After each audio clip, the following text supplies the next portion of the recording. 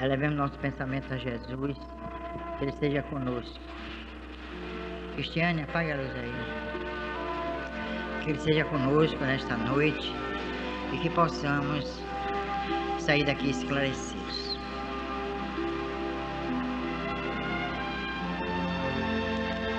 Pai que estás nos céus, glorificado seja o vosso nome, venha a nós o vosso reino, seja feita a vossa vontade na terra, como em todo o universo. Pão de cada dia, dai-nos hoje, perdoai, Senhor, as nossas ofensas, assim como soubermos perdoar quem nos ofende. Não nos deixeis cair em tentações, livrai-nos, Senhor, do mal, e assim seja. Com esta prece, com a permissão dos Espíritos mentores da nossa casa, nós abrimos a reunião da noite de hoje, um voto de muita paz para os que se encontram em aflição. Que Jesus seja louvado.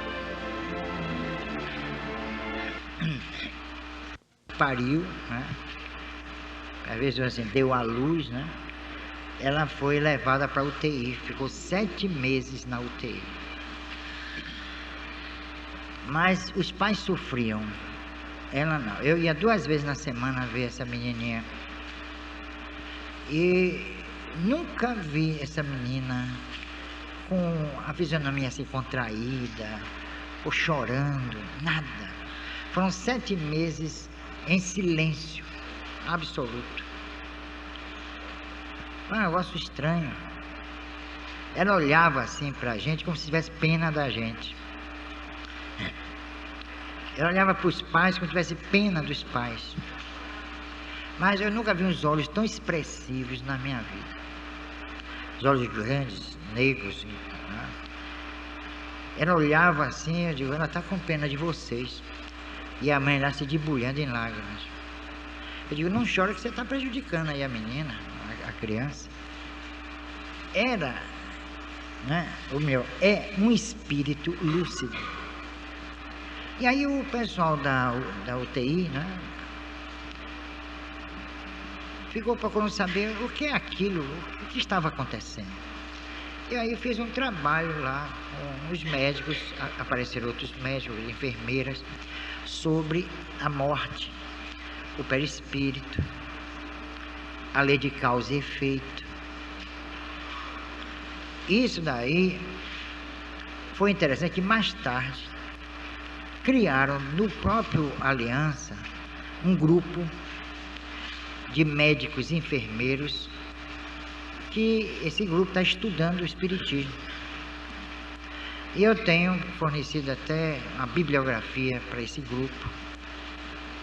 E isso é importante. Agora, é preciso que a medicina, de um modo geral, se preocupe com o perispírito. Porque não é uma questão doutrinária, não. Os espíritos acreditam, os espíritas saem assim. Os espíritas acreditam na imortalidade. Parece que só nós é que acreditamos e parece que é uma coisa, não é? Parece uma coisa que só o espiritismo admite. Parece que nós é que criamos isso, inventamos, forjamos. E não é verdade. O perispírito existe. Pouco importa se a pessoa é espírita, é budista, é ateu, à toa, sei lá. Seja lá o que for, o espírito existe e não é invenção nossa, não. E o mais interessante é que a medicina espírita, ou espiritual, é diferente dessa que vocês estão acostumados a assistir na televisão. Metendo tesoura no nariz, né? Cortando a pessoa, tirando a pessoa de languenzos lá, essas porcarias dentro do corpo, dizendo que é tumor. Isso não é medicina espiritual. É que a imprensa, a mídia, não quer saber o que é espiritismo. Não sei se vocês já perceberam isso. Quando há qualquer fato de natureza espiritual, eles não nos chamam, não. Chama o padre fulano, o psicólogo, né, cicrano, para falar daquilo que não sabem. E aí, os disparates. Mas, olha, eu nem assisto, sabe? Às vezes me telefone, Bernardo, no canal tanto está passando, eu nem ligo, eu deixo para lá. Eu me aborrecer? Eu me aborreço. Mas não é possível, por que não chama um espírita estudioso, pesquisador, para ir lá e esclarecer? Aí chama um psicólogo que não sabe nem para onde é que vai espiritismo. Sabe nada. Porque a psicologia é mecanicista. Tudo é o cérebro. O cérebro é o senhor de tudo. Das emoções, da inteligência, das ideias inatas, tudo é o cérebro. E espírito, coisa nenhuma, espírito não existe, é superstição.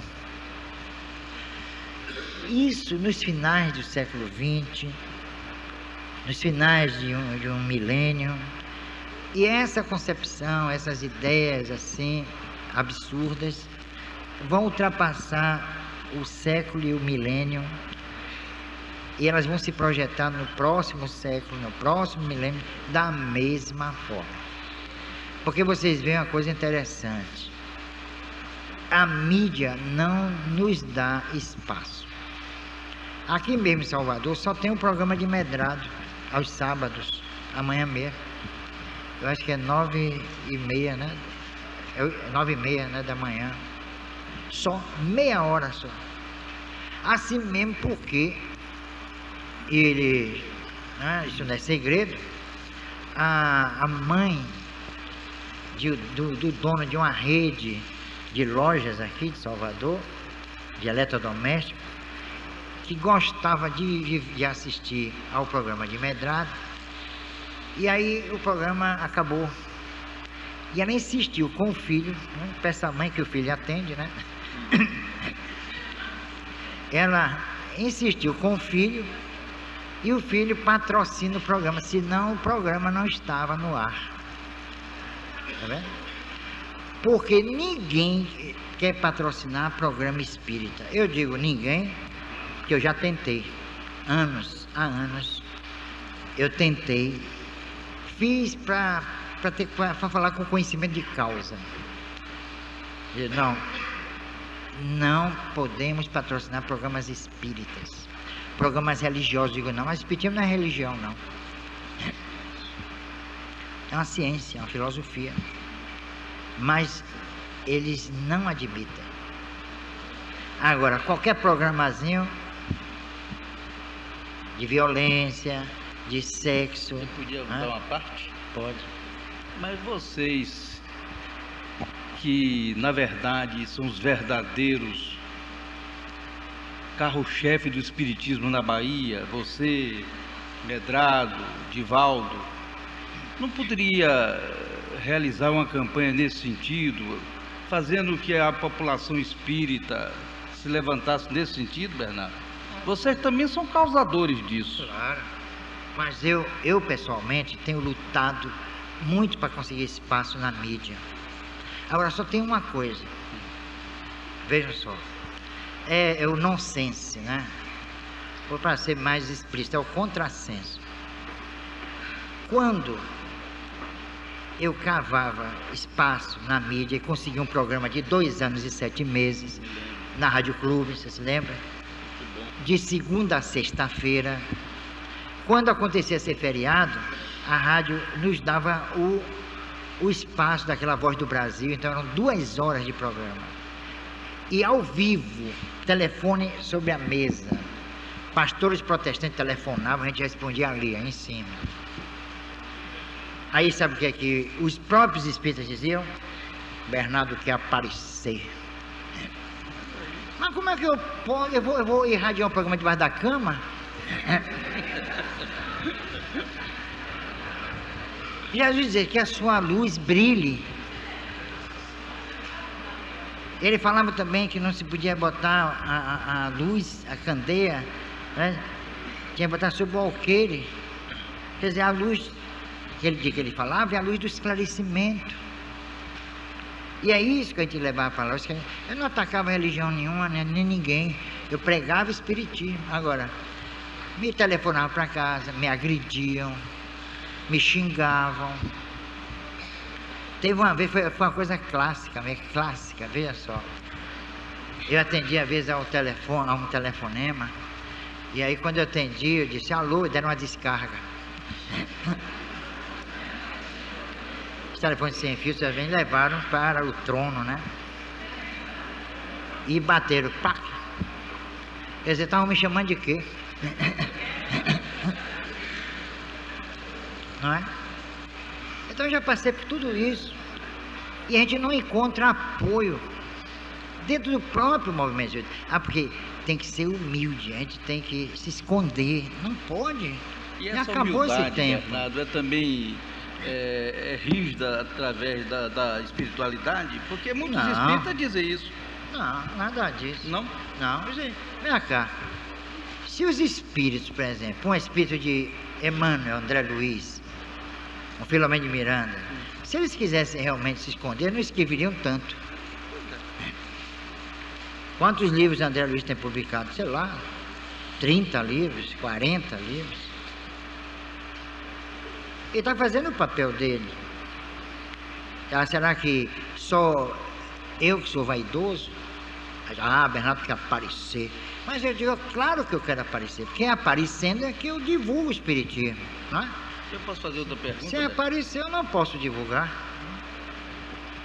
Bernardo, você que milita aqui nesta casa, é uma entrevista, na verdade, polêmica.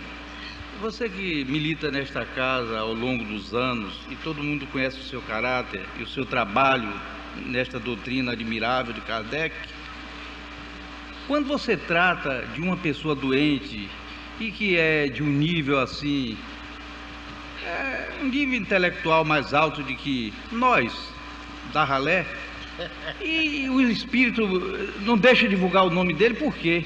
É proibido? Não, eu divulgo. Não vejo razão por que não. Porque é o seguinte, nós já atendemos aqui a muitos médicos famosos dentro de UTI, doentes. Já atendemos psiquiatras também, psicólogos, psicanalistas, biólogos, presidente de tribunais, juízes, milionários e pessoas sem recursos. Agora, só tem uma coisa, nós atendemos da mesma forma. Agora, esse pessoal parece que fica com vergonha. Por exemplo, tem um caso que eu já contei aqui há algum tempo, mas vem a propósito. Era diretor de uma empresa aqui, eu vou dizer o nome da empresa, chamada OAS. Era um executivo. E de uma hora para outra ele começou a perder os movimentos com as pernas, a ponto de ficar paralítico, da cintura para baixo. E aí foi um Deus nos acuda. Internaram, levaram para São Paulo, de lá foi para a Clínica Mayo, nos Estados Unidos, depois foi para a Suíça, ficou lá internado e voltou como foi. Isso aí nós temos testemunhas.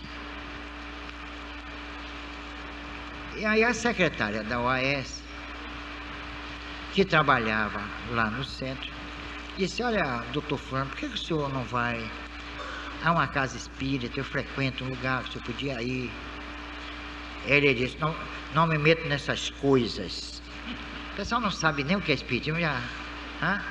Esse é um dos grandes males. O pessoal não sabe nem por onde é que vai espiritismo, já essas coisas. Já depreciam sem saber. Porque brasileiro também tem esse mau hábito de falar daquilo que ele não sabe. Não é isso? E fazer também aquilo que ele não conhece. Por isso que o Brasil está assim. Sem dúvida. Aí, resultado, ela chegou para ele, foi lá na casa dele, levou uns documentos para ele assinar e disse a ele. Aí a esposa dele o viu E aí saiu, disse, olha, vem cá, minha filha, é verdade, tem esse centro, ele pode ir, pode. Ele fez, eu vou fazer a cabeça dele. E aí uma semana depois ele esbarrava lá no centro, carregado, subiu, tinha uma escada ali no Gravatar, era uma escada assim bem íngreme, ele subiu carregado, 4 pessoas carregando. Eu sei que para encurtar a história, que em um mês ele já subia andando. Ficou bom. Era um ataque espiritual. Que ele buliu. Esse pessoal que demite as pessoas humilhando. Tenham cuidado, viu? Muito cuidado. Isso é um perigo. A gente não sabe com quem está bulindo. Não é? E que existe feitiçaria, existe. Desde tempos imemoriais que existe. Não é da agora, não. Não é da agora que existe feitiçaria. Há muito tempo que existe. Isso há milênios. O próprio Moisés se valeu de feitiçaria. Onde os protestantes ficam... cajado virar cobra é feitiçaria. A não ser que ele seja mandrake, né? Fosse como mandrake. Foi uma sugestão. Aí ele voltou a trabalhar. Essa mesma secretária estava um dia assim no hall assim, do gabinete, e ele abriu a porta do gabinete e saiu uma pessoa, um executivo, não sei de onde. Fez, mas eu estou muito feliz de ver você assim andando, e todos pensávamos que você ia ficar inutilizado. Fez, meu filho, se não fossem meus médicos na Suíça. Tá bom? Ele não viu a secretária. Tá bom? Se não fossem meus médicos na Suíça. Porque eu disse, se não fosse um centro espírita aqui de Salvador. Por que a vergonha? De quê? Hoje mesmo uma pessoa chegou para mim e disse, Bernardo, minha mãe não quer que eu vá lá ao centro, que acha que lá é um antro. Hoje mesmo, a propósito. Antro de quê? O que é que vocês veem aqui? Olha aí para ver se tem alguma coisa assim, alguma imagem erótica, né? Está em construção, né, velho? O que é que as pessoas veem? Eu não digo em outras casas, eu estou falando da nossa. O que é que vocês veem aqui? Respeito, amor ao próximo, dedicação, estudo, pesquisa. Vocês deitam aí, tem muita gente que condena, mas porque foi um trabalho de pesquisa que nós fizemos. Através dos centros de força, o trabalho com chakras. E o chakra não é mais aquela questão da vidência. Os videntes, né, identificam os chakras. Não, já há um aparelho. Eu não vou desencarnar sem construir esse aparelho, que eu tenho toda a planta dele, todo esquema, que já fotografa os chakras. E mostra o seu dinamismo. Uma fotografia agora dos chakras, daqui a uma hora é outra coisa. Ele está sujeito, diríamos assim, às emoções da pessoa, os estados de ânimo, os estados depressivos, os estados de euforia, os estados mórbidos, fisiológicos. Então ele varia. Por isso que vocês, quando entram aí, nunca vão para o mesmo médium. Tá bom? É um laboratório isso aí dentro. São 4 turmas, domingo, segunda, quinta e sexta. Se vocês vierem domingo, segunda, quinta e sexta, nunca vão repetir o mesmo médium, a não ser por coincidência. Isso é uma técnica. Isso não é feito ao acaso, não. Tudo aqui é feito de acordo com a ciência espírita. Agora, como as pessoas não sabem, às vezes até certos irmãos nossos, companheiros, que também não sabem, aquilo lá, né? Como pela internet, agora mesmo tem muita gente respondendo, botar na internet em São Paulo, que diz que esse trabalho aqui é de candomblé. Quer dizer, mostra a ignorância. Fala sem saber. A pessoa que escreveu isso na internet, nem pessoalmente eu conheço. Não sei nem quem é. Mas eu trabalho lá em Nova York, por exemplo. Uma das vezes que eu estive lá, isso em 1986, 1996. Aí o rapaz fez: Bernardo, você se interessa por esoterismo? Eles não sabiam que eu era espírita, né? O guia. Não era de uma excursão, era aquela pessoa que estava nos orientando em Nova York, tal, que eu sempre. Num país estranho tem que ter, não é, certo respaldo. Aí eu disse: por quê? Você conhece Anna Bremen? Eu digo: conheço. Escreveu um livro chamado Mãos de Luz. Não sei se alguém aí já leu. Não é? Alguém conhece aí Mãos de Luz? É um pouco, um tanto quanto místico, mas tem muita coisa interessante ali. De vez em quando ela dá umas escorregadelas e tal, né? É normal. Mas tudo no fundo, né? Tudo no fundo, né? Não sei porque que no fundo tudo é bom, né? No fundo tudo é mais ou menos. Aí me levaram ao instituto. Ela morreu em 85, 84, 85. Mas me levaram porque os seus sucessores mantiveram a instituição, uma espécie de academia. E eu fui lá, um prédio assim de 4 andares, a fachada assim, porque lá em Nova York assim, aquelas fachadas escuras, mas dentro é um luxo que você não imagina.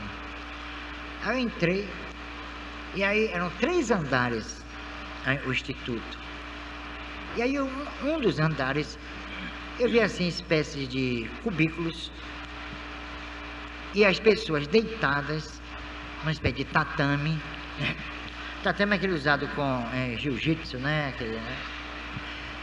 Deitadas, e várias pessoas ao redor dispersando energia e depois repondo energia. Aí o cara fez: Bernardo, você não acha isso uma novidade? Eu digo: eu acho, eu faço há 30 anos isso. Então, vejam só, em Nova York, primeiro mundo, o mesmo método aí, só que lá não atrai espírito. Aqui é diferente. Vai além do simples passe, da injeção de energia, dispersão de energia, porque quando a pessoa deita, a aura fica mais assim disponível do que sentada e em pé.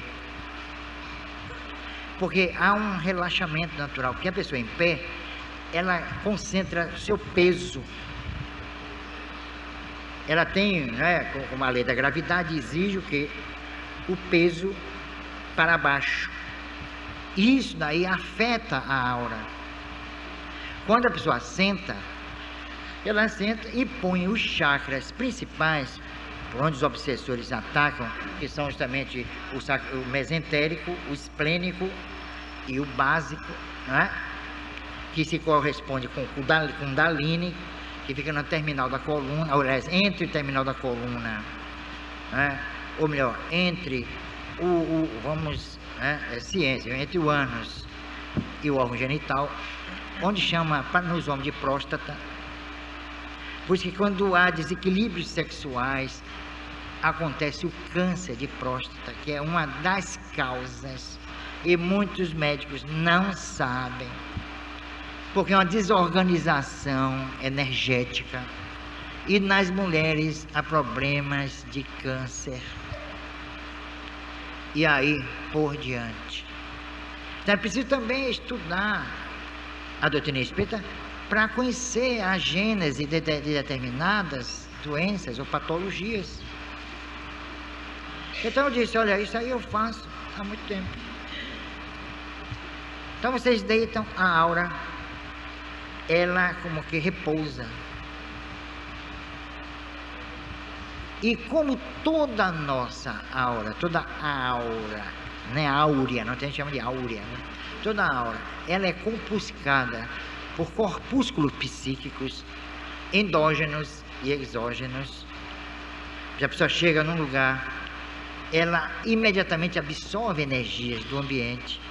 Há pessoas que entram em determinados locais, saem sentindo mal, sai com náuseas, né? Sai com dor de cabeça e aí por diante. Então é justamente a aura impregnada desses corpúsculos psíquicos criados pelo próprio homem na sua atividade, né, mental. Então ele compusca todo o ambiente. Porque quando nós pensamos, e o pensamento é a maneira de espetacular de expressão, muito mais do que a própria voz. Quando nós pensamos, nós criamos imagens, egrégoras, formas de pensamento. Quando nós estamos pensando, porque Jesus disse, se erra também por pensamento. Botaram pecar, mas a verdade é o seguinte, essa expressão pecado surgiu muito depois de Jesus, foi com a teologia. Ele diz assim, se erra também por pensamento. Por quê? Porque a nossa força mental é extraordinária. Tanto que Ted Sirius, nos Estados Unidos, na Universidade de Pensilvânia, com o Dr. Eisenbuch, que era chefe do departamento de física da Universidade da Pensilvânia, ele, pesquisando Ted Sirius, um sensitivo extraordinário, ele chegou a fotografar o pensamento. Uma máquina especial, postando aqui, e depois ele veio, o próprio Eisenbuch veio descobrir que aí existia um chakra chamado frontal, que tem uma ligação profunda com os centros nervosos, né? O sistema nervoso central, o sistema da visão também, né? E aí ele pôs na testa de Ted Sirius uma máquina especial e fotografou o pensamento. Mandou Ted Sirius pensar em alguma coisa. Ele pensou e lá saiu justamente o que ele havia imaginado, havia criado mentalmente. Então a nossa força criadora em nível, né, psíquico é ainda imensurável. E a ciência dá as costas a isso. Dá as costas. Estão procurando o quê? Ficam procurando cabelo em ovo de galinha. E não acham, porque não tem.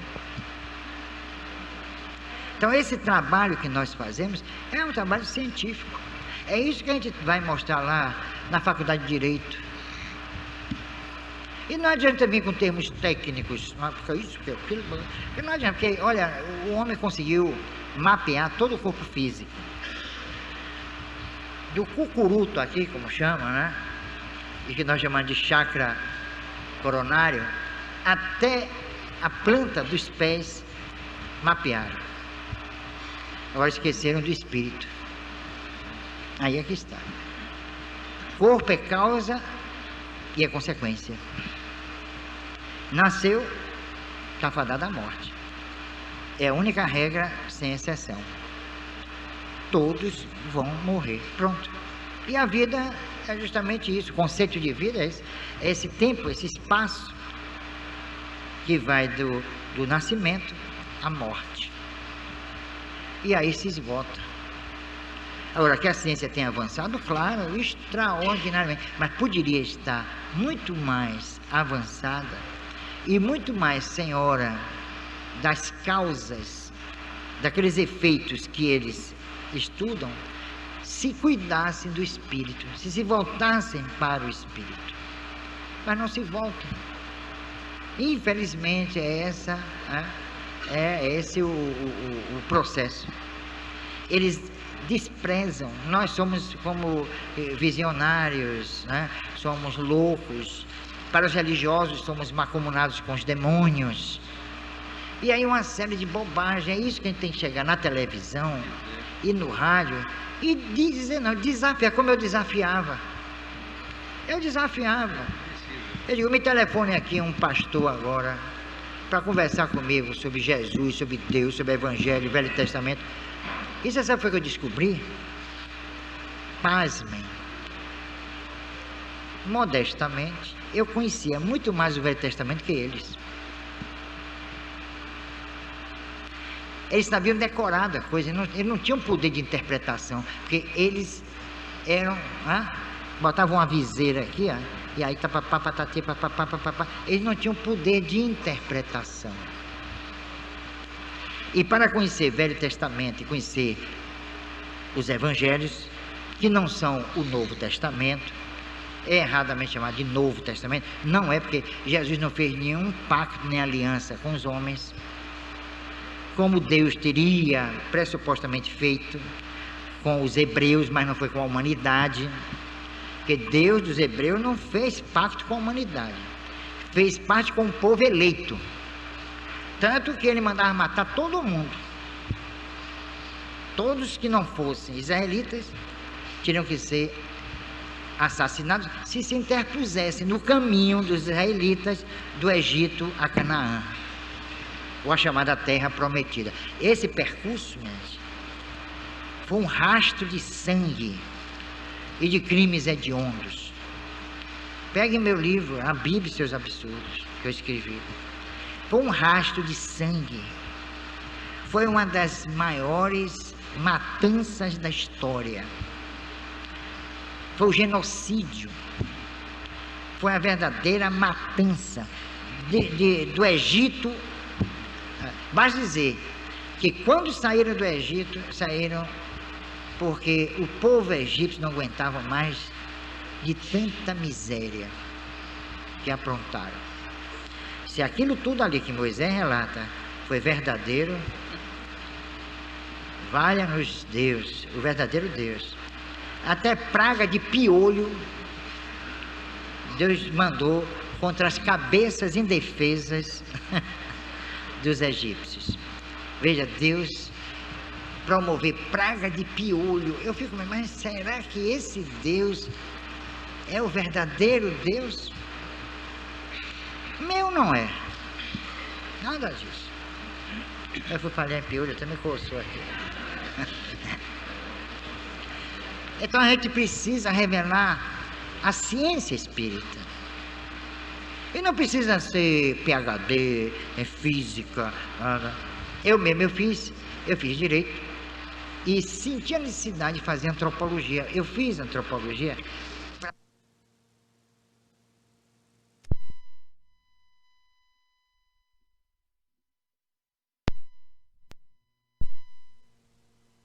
E muito. Eu disse, mas isso é elitismo? Não é elitismo. É que a doutrina espírita exigiu, por exemplo, para a sua codificação, de um dos homens mais cultos da França, à época, Kardec, falava 8 idiomas. Era de uma cultura fantástica. Vocês querem provar isso? Peguem somente as perguntas do Livro dos Espíritos. Fechem assim as respostas. Eu já fiz isso. Eu só li as perguntas e ignorei as respostas.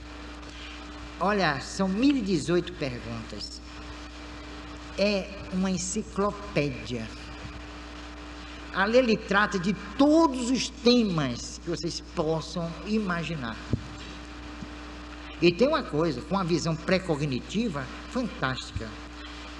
Isso quer dizer que as perguntas dele não valiam apenas para a sua época, mas para a nossa época e épocas vindouras. Teve uma coisa, uma questão, só uma. Ele disse que, com os espíritos, que o passado deveria ficar lá no passado. E que as pessoas não ficassem preocupadas com o passado. O que é que está acontecendo hoje dentro do movimento espírita? A TVP, Terapias de Vidas Passadas, que tem causado sérios problemas, que lidar com o psiquismo, somente o psiquismo palingenésico, é muito complicado. E nós somos ainda um enigma. O homem está ainda para se desvendar. Mas o autoconhecimento, que autoconhecimento? O dia que eu não quero me autoconhecer, porque eu tenho medo de sair correndo alucinado pela rua. Eu não quero saber quem eu fui. Eu quero saber, e aí Deus me dá essa oportunidade da reencarnação, do que eu devo ser e posso ser. Porque agora, no momento em que nós entramos em contato com a doutrina espírita, pelo menos aqui, Bernardo, eu digo, olha, eu tenho o poder de construir minha felicidade e a minha felicidade ou infelicidade. Isso foi o que a doutrina espírita também, por isso que eu sou espírita. Eu não sou espírita que eu sou religioso, não, nunca fui. Eu sou porque ela me deu essa oportunidade de dizer, olha, conscientemente eu posso construir minha felicidade. Isso é notável. É isso que a doutrina espírita oferece aos homens. Não impõe, não, você tem que fazer isso, você tem que fazer aquilo, você tem que fazer aquilo outro. Quando eu vejo na rua, às vezes, umas meninas jovens, com a Bíblia na mão, aqueles vestidos compridos, a manga até aqui, um calor terrível. Digo, meu Deus, será que aquilo ali é que vai moralizar aquelas meninas? Será que a moral está na aparência? Na roupa? Na maneira de falar? Nos gestos? Ou está na consciência do homem? É aí que nós procuramos estudar a doutrina espírita e estudar outros pensadores para saber, até que, por exemplo, hoje eu estava estudando os irmãos Mann, né? Thomas Mann e Rich Mann, sobre a morte em Veneza, por exemplo. Que livro fantástico de Thomas Mann, A Morte em Veneza, A Montanha Mágica. Que conhecimento espírita tem em ambos os livros. Eu aí fui investigar e descobri que Thomas Mann, Prêmio Nobel de Literatura, participou de reuniões espíritas. Os seus críticos não sabem e acham de uma forma originalíssima a maneira como ele trata as personagens no seu livro, principalmente Montanha Mágica. Que original! Sabe de onde ele tirou essa originalidade? Do estudo da doutrina espírita, que era desconhecido na Alemanha, na Europa. Então, ele aproveitou o conhecimento espírita para escrever uma obra que lhe valeu o Prêmio Nobel de Literatura. Mas ele nunca se declarou espírita, nem ele confessou que aquelas ideias ali esposadas pelos seus personagens foram tiradas da filosofia espírita, tá vendo? E outros grandes autores também. Então nós precisamos divulgar isso. Eu tenho um trabalho, que eu não sei nem se eu vou, nessa encarnação, publicar. São dois. Um é sobre o trabalho literário dos espíritos. Eu vou dizer assim, a Epopeia dos Mortos. É uma análise literária dos grandes poetas que se comunicaram através de Fernando de Lacerda, um médium português, de Zilda Gama, Chico Xavier. Então esses grandes como Afonso Guimarães, Cruz e Souza, Emiliano Perneta, Castro Alves, Bilac, Alceu Vamose e tantos outros, menos Machado de Assis, que ele detestava o espiritismo. Machado de Assis queria ver o cão, não queria ver o espiritismo. Viriato Corrêa. Viriato Corrêa, que terminou espírita e confessando a profissão de fé de Viriato Corrêa. Foi na sede da Federação Espírita Brasileira, na Rua Souza Valente, no centro do Rio de Janeiro. Viriato Corrêa, ele se confessa espírita, como Coelho Neto também, outro que também confessa a sua. Então eu fazendo uma análise da obra de Coelho Neto, encontrei muita coisa, e até reunião espírita. E muita gente, Coelho Neto não se meteu no espiritismo. Se meteu, sim. José de Alencar tem um livro que muita gente não conhece, chama Encarnação, o nome do livro. Ele fala em reencarnação de espírito, fala em obsessão, fala em tudo. José de Alencar. Esse livro foram 2 edições e pararam. Quem mandou parar, não sei. Encarnação. E esse livro é um plágiozinho de uma obra de um autor francês que escreveu um livro chamado Espiritismo, e que aqui no Brasil tomou o nome de O Ignorado Amor. Eu me sei o nome do autor francês, me veio Gustave Flaubert. Flaubert não tem nada a ver, é só Lambeau. Tem nada a ver com Mas depois, Théophile Gautier, pronto. Théophile Gautier, que era do nível de Flaubert, de Victor Hugo, né? De D'Alembert, de Diderot, ele é dessa... Né? Ele escreveu um livro chamado Espiritismo, na época de Kardec, e que aqui no Brasil teve o nome Ignorado Amor. Procurem, editora Clarim. É um espetáculo. Esse é o romance que vocês deviam ler. Por que Correia se converteu ao Espiritismo? Viriato Correia se converteu ao Espiritismo por uma... Foram 3 fatos, né? Ele se converteu e a confissão de fé, eu tenho a confissão de fé inteirinha, ele confessando, né? Ele não podia negar os fatos que aconteceram com ele, né? Ele não podia negar que esteve diante do Espírito, né? Do Dr. Bezerra, e aí ele se confessa Espírito, como muitos outros grandes, né?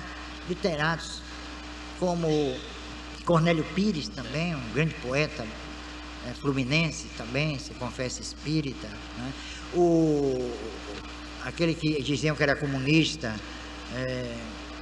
que escreveu o Narizinho, aquela obra, Pica-Pau, Ciclo de Pica-Pau, Monteiro Lobato, que também foi espírita, prefaciou até uma obra muito boa, de Pedro Granja, chamado Afinal Quem Somos? Até ele corrigiu, disse assim, Pedro Granja devia botar, afinal, que somos, em vez de quem somos. Então ele foi espírita também, Monteiro Lobato, não é? E tantos outros grandes mestres da literatura, da arte, da política, da ciência, da filosofia, foram espíritas, professaram a doutrina espírita. Agora, isso muita gente não sabe, e é isso que a gente tem que divulgar. Nós precisamos divulgar. Não é para dizer, não, o espiritismo é para elite, não é.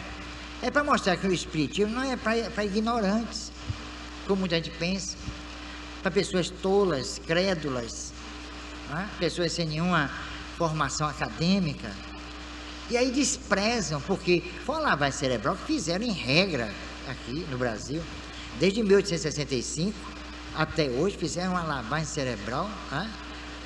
Que foi arrasadora, muito bem feita, diga-se de passagem, e associaram o espiritismo à Umbanda, ao Candomblé, o que não é verdade. Agora, se eu disser aqui a vocês, me permitam, que é errado dizer culto afro-brasileiro, não existe um culto afro-brasileiro, porque nunca existiu uma cultura brasileira. Os índios nem sabiam ler nem escrever, eram analfabetos de pai, mãe, etc. Nunca encontraram nenhuma escrita, mesmo primária, isso eu pesquisei, nem mesmo em Marajoara, os índios de Marajoara, que tiveram uns livezinhos de cultura, mas nenhum índio brasileiro. Então não se pode falar em cultura brasileira porque nunca existiu, é cultura afrocatólica, que houve obviamente um conúbio, né? Uma interação entre o catolicismo e o candomblé, não é verdade isso? Né? Repare que o PEGI do candomblé é igual ao altar dos católicos, não é isso? Deus, aí tem o que? Olorum. É como também da Grécia, inclusive isso aconteceu, olha, aconteceu na África, o que aconteceu na Grécia é guardado as devidas e gigantescas proporções. Zeus e os deuses menores. O deus africano, maior, Olorum, segundo consta, e os deuses menores. Aí, resultado, como o cristianismo é fruto da mitologia e não dos evangelhos, vice? Mas a gente fica aí, ela está falando mal. Não estou falando mal nenhuma. Vê se vocês me ajudam nisso. Isso aqui é análise histórica, antropológica, sociológica, ética. É isso que eu estou fazendo, ou tentando fazer aqui dentro das minhas possibilidades. Então, como o cristianismo surgiu depois de Jesus, que Jesus não tem nada a ver com o cristianismo, que esse termo, esse epíteto, Cristo, surgiu 8 séculos depois. Jesus nunca se disse o Cristo, e muito mal se disse o Messias, tá bem?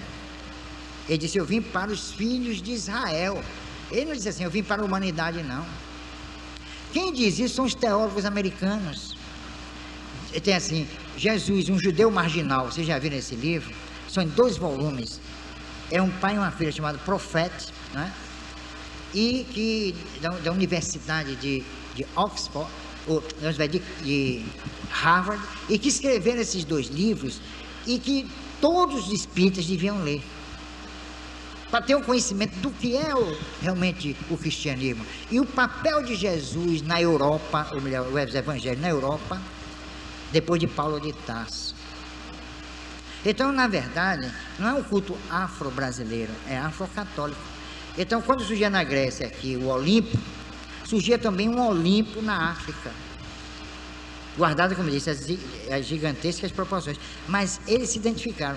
Quando o europeu vem para aqui, que herdou justamente da mitologia o altar, o Olimpo, Deus e os deuses menores, houve um conúbio, um casamento entre o Olimpo africano, o panteão africano, e o panteão católico, que se inspirou na teologia, ou na mitologia.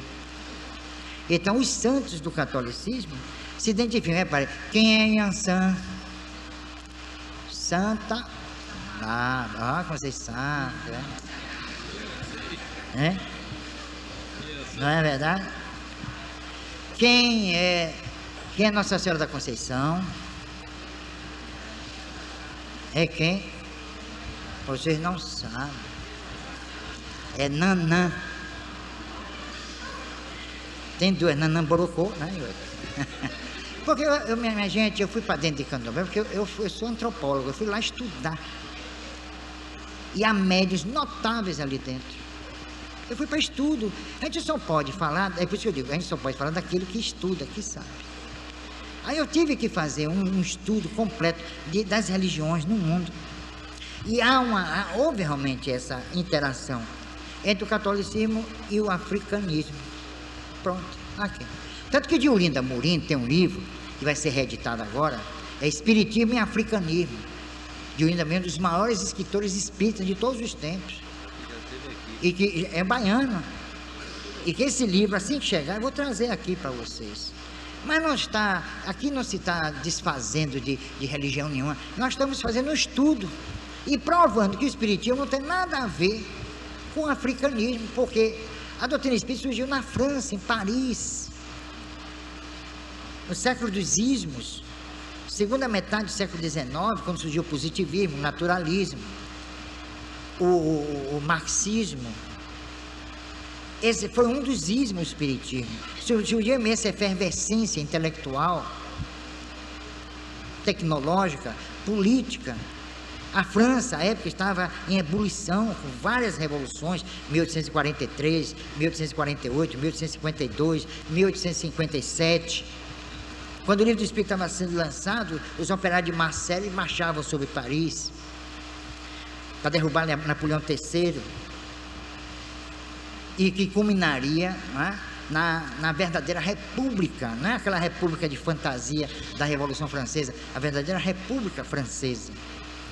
Tanto que a Marselhesa, hoje em dia, estão até querendo modificar, porque é um hino que foi criado pela Comuna de 1843 na França, né, para revitalizar a Marselhesa, que é uma marcha de guerra. Marchemos, irmãos, armados sobre o... É assim. Elas não falam de La Patrie, né? Então, esse é um trabalho que a gente procura fazer aqui, de esclarecimento. E eu tenho a obrigação de fazer isso, em defender a nossa doutrina, porque eu não sou espírita por divertimento, não. O espiritismo não tem nada a ver com cultura africana, nem brasileira. Mas quem realmente, os autóctones aqui, não interferiram em maneira nenhuma no catolicismo, foram esmagados, mas os africanos interferiram, porque eles foram para dentro das casas grandes, saíram das senzalas, iam para as casas grandes, e começavam a criar praticamente os filhos daqueles que seriam os donos do poder. Foram eles, as mães de leite, as mucamas, elas iam para dentro das casas. Vocês leiam Casa Grande de Senzala, vocês vão ver mais ou menos Gilberto Freire falando sobre isso. Então eles foram para dentro e influenciaram, contando aquelas histórias do seu folclore, da sua mitologia, Eu tenho até um trabalho que um dia eu vou trazer aqui para vocês, para encerrar a conversa, a metafísica dos cultos africanos. Foi um trabalho que eu fiz e realmente eu fiquei surpreso durante a pesquisa que eu fiz. A metafísica dos cultos africanos. São fenômenos extraordinários que eles podem provocar. Inclusive aqueles que vocês viram na televisão, no Fantástico. Os eguns que aparecem dançando, e diz que ali dentro não tem ninguém, né? Isso é um caso para se estudar, para se pesquisar. Mas infelizmente acham que o espiritismo o africanismo é folclore e tal, o candomblé, a pessoa vai lá para poder fazer um trabalho, que perdeu o emprego, ou para, como diz na gíria, ganhar a mulher dos outros, né? Manter o casamento e tal, aquelas coisas, né? Não é isso? Coisas materiais. Então, na verdade, é uma cultura africana que deveria estar sendo estudada, não dessa forma que está aí fora, mas aprofundando mesmo o conhecimento e mostrando a identificação da cultura africana, não só com os gregos, mas eu já encontrei laços de convergência com os druidas. Eu já encontrei laços de convergência com o ocultismo que se praticava entre os hebreus com o Golem. Eu encontrei isso. Eu encontrei muita coisa a respeito do ocultismo que se pregava entre os essênios, veja que absurdo, com a cultura africana, a metafísica africana. Isso por quê? Porque é o gênero humano. Aí nós nos dividimos em culturas, né? Etnias, mas existe uma certa identificação eletiva, como dizia a Goethe, entre as culturas, as várias culturas. Por quê? Aí nós temos que estudar a reencarnação. É o processo de reencarnação que estabelece essa mobilidade e que interfere de qualquer maneira no cerne de todas as culturas. Eu posso reencarnar em outra cultura e, se for possível, eu interfiro nela, como muitos realmente interferem. Então é esse jogo, esse processo de solidariedade entre as culturas. Nós vamos, é um ciclo, é um processo cíclico. Então é pela reencarnação que nós devemos identificar determinadas identificações, ou aquilo que chama de coincidência, entre aspas, entre as culturas. É aquilo que Jung chamou de sincronicidade. Existe uma sincronicidade cultural, antropológica, sociológica, que é movida, toda essa sincronicidade, pela reencarnação. É isso então que a antropologia, eu tive assim algumas discussões fantásticas, eu aprendi muito com Darcy Ribeiro, que eu fiz um curso lá em Brasília de antropologia. E ele ficava entusiasmado, porque eu mostrei a ele o seguinte, que a mobilidade cultural se deve à reencarnação. Ele disse, mas eu não acredito na reencarnação. Eu digo, mas você acredita nas culturas. Então as culturas têm essa identificação, não é por acaso, mas é pelo processo reencarnatório. Então a antropologia tinha que buscar os estratos paligenésicos para identificar aqueles processos que são encontrados em várias culturas, como a grega, sofisticadíssima, elitista, com a africana, considerada primitiva. Por que essa identificação entre essas duas grandes culturas? De onde é que vem? Como absorveram isso? Então, é através da reencarnação. Certo? Então, agora, não se trata de regressão. O espírito não regride ao reencarnar em culturas menos adiantadas, porque eles vão para ali para promover o adiantamento dessas culturas. Às vezes eles penetram, se inserem nessas culturas, entre os autóctones dessas culturas, para promover o aceleramento o cultural, intelectual, ético, social dessas culturas. Isso existe, com certeza absoluta. E muita paz para vocês.